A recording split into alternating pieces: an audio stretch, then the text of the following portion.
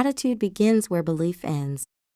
People often say success is 70% attitude and 30% technique. The more I reflect on it, the more I think that's true, but not for the reasons we usually imagine. Knowledge can be learned, skills can be practiced, experience accumulates over time, but attitude is different. No one can hand it to you. That made me wonder, where does attitude actually come from? At first, I thought it was simply a matter of beliefs. The beliefs we inherit from our family, our culture, and our environment shape the limits of what we think is possible. They quietly define how we see the world, and without noticing, they become invisible walls around our lives. But then I realized there is another kind of belief, the belief we have in ourselves, or perhaps even more importantly, the belief that something beyond our current reality is possible. That is where attitude begins. I've seen it in athletes. On paper, someone may have the perfect body for a race, more experience, better technique, or stronger training. Yet sometimes another runner passes them with nothing more than relentless determination. What changed? Not their physiology, their conviction.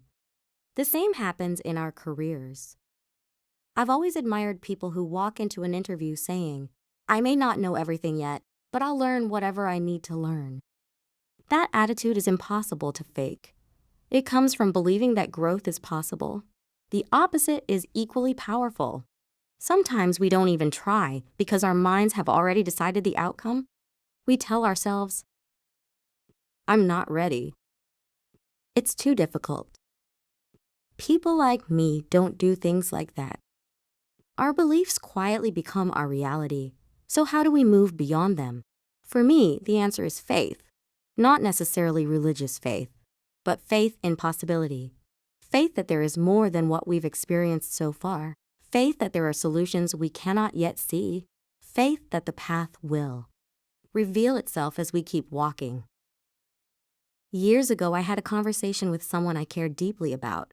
When I asked whether he believed in us, he answered with reasons why it couldn't work. The distance, the logistics, the timing. Everything was perfectly logical. I remember thinking that we saw life completely differently, because for me, logistics come later. First comes belief. If I believe something is worth pursuing, then I trust that we'll discover the way. The how appears after the decision to believe. Sometimes that's exactly how life unfolds. When we believe, we begin looking for possibilities instead of obstacles.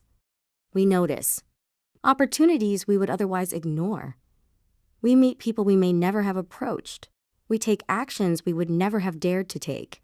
Perhaps that's what we call magic. Maybe magic isn't the absence of logic.